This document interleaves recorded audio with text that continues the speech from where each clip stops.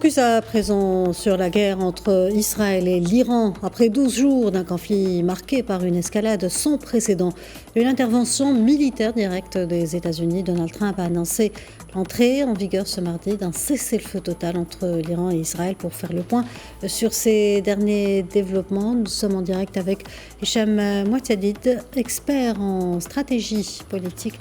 Bonjour Hicham Mouattadid et merci d'avoir accepté notre invitation. Je vous remercie pour l'invitation. Alors tout d'abord, que pouvez-vous nous dire sur les conditions de ce cessez-le-feu? Comment s'articule cet accord annoncé par Donald Trump? D'abord, je pense que, de mon point de vue, en fait, l'annonce d'un cessez-le-feu par Donald Trump ou par le président américain ou l'administration américaine de la Maison-Blanche ne signifie pas une paix durable, mais un repositionnement tactique des deux camps. Parce que jusqu'à présent, en fait, malgré l'annonce d'un cessez-le-feu officiellement de la part des Américains et aussi une acceptation de la part des Israéliens à travers la communication du Premier ministre, on attend toujours une réaction officielle, en fait, publiquement, de la part de l'Iran. Et je pense que l'Iran aujourd'hui et Israël n'ont pas confirmé officiellement cet accord d'un point de vue officiel tous les deux, ce qui reflète un jeu diplomatique à plusieurs vitesses, incluant aussi Doha et Washington. Donc, on assiste à une nouvelle architecture suite à un rapport de force de plusieurs jours. C'est dans le cadre de ces 12 jours appelés par le président américain et on a hâte de voir qu'est-ce que ça va donner par la suite. Est-ce qu'il sera respecté par les parties telles qu'annoncées par Washington ou bien il va y avoir des violations qui va casser en fait ou qui va fragiliser cet accord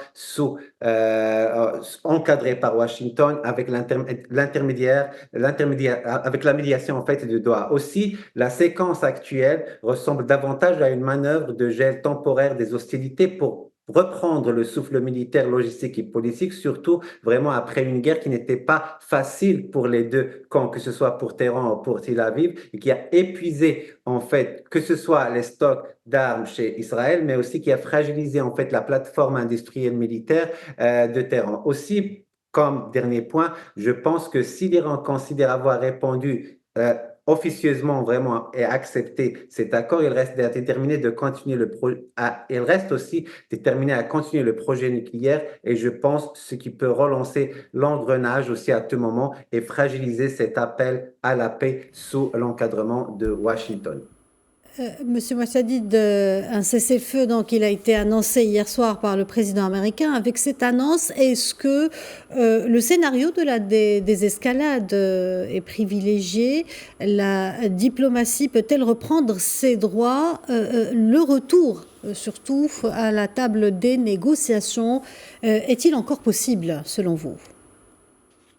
Je pense il sera possible, mais c'est-à-dire dans le respect en fait de ce cessez-le-feu comme première étape. En fait, je pense que ce cessez-le-feu ou cet appel à ce cessez-le-feu, c'est un premier test en fait pour pour toutes les parties prenantes engagées dans ce rapport de force au Proche-Orient. Je pense, ou à mon sens, que nous assistons à la naissance d'un nouveau paradigme en fait de dissuasion mutuelle entre Israël, l'Iran et les États-Unis. On l'a constaté durant les 2 dernières semaines que cet exercice de rapport de force n'était pas facile, que ce soit pour Israël et non plus pour l'Iran, mais aussi par en fait l'intervention chirurgicale des Américains. Aussi, je pense que les frappes croisées en fait, ou les frappes croisées en fait entre toutes les parties, ou les avertissements publics d'évacuation et l'entrée en fait de territoires tiers comme Qatar montrent que la guerre n'est plus linéaire et comme quoi il peut dégénérer à n'importe quel moment. Et je pense que Washington l'a bien compris même avant, mais aussi sérieusement après son attaque chirurgicale, ce qui a vraiment imposé, ce que en fait mené en fait, qui a poussé en fait la Maison Blanche et le président américain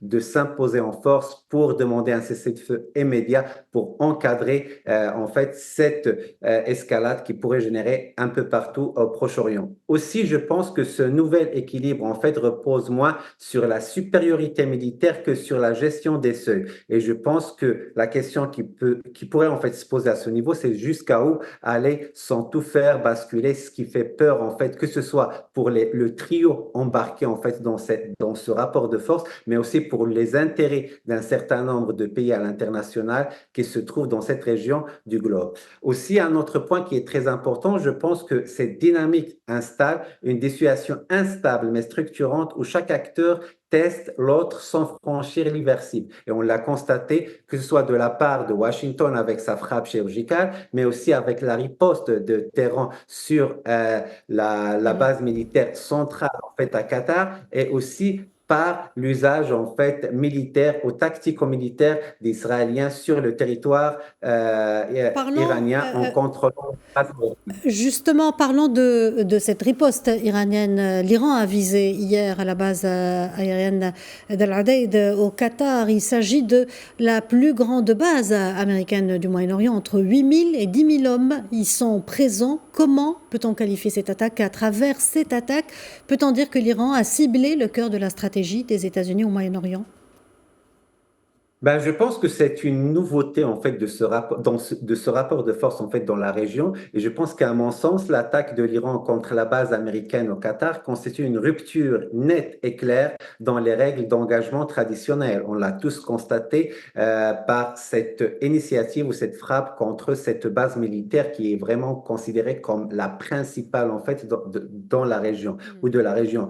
Ce n'est pas seulement une réponse militaire, c'est une démonstration aussi de portée géopolitique pour en fait dire que le territoire du Golfe n'est plus un sanctuaire américain, mais qui peut être vraiment déséquilibré facilement par un certain nombre de forces. Ça ne serait que limité dans le temps. Et c'est ce que l'Iran, en fait, ou le Téhéran, ou le régime iranien a essayé vraiment de mener ou de donner comme message en essayant vraiment d'utiliser cette base militaire comme cible et comme réponse vraiment à la frappe américaine chirurgicale qui a été menée contre les sites nucléaires.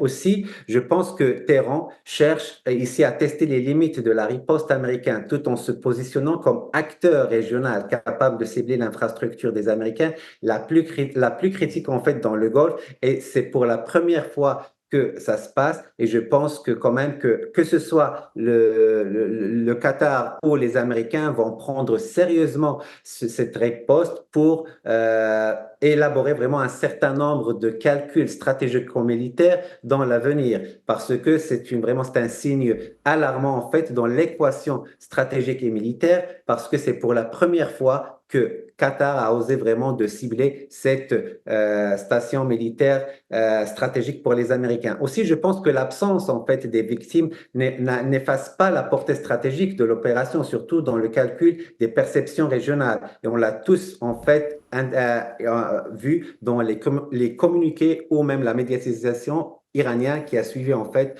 cette attaque. Aussi, comme dernier point à ce sujet, je pense que cela confirme une montée de la guerre de portée, et on ne cherche pas toujours à s'infliger des pertes, mais à envoyer un message stratégique de dissuasion asymétrique, et c'est ce que les Iraniens ont essayé vraiment de faire pour avoir un message à véhiculer ou à donner ou à partager avec leur opinion publique interne. Monsieur Hicham Mohtedid, je vous remercie pour ce précieux éclairage. Merci d'avoir répondu à nos questions. Je rappelle que vous êtes expert en stratégie politique. Merci beaucoup pour l'invitation.